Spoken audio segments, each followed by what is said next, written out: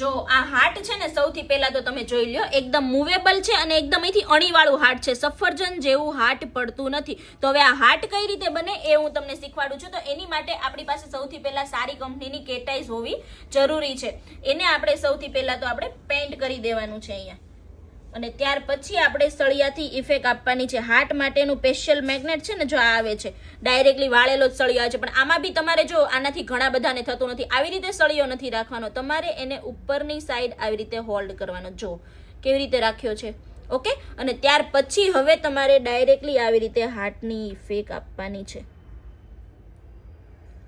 2 થી 3 સેકન્ડ માટે હોલ્ડ કરવાનો છે મેગ્નેટને, હાથ ધ્રુજે નહીં એનું ધ્યાન દેવાનું છે, ઓકે.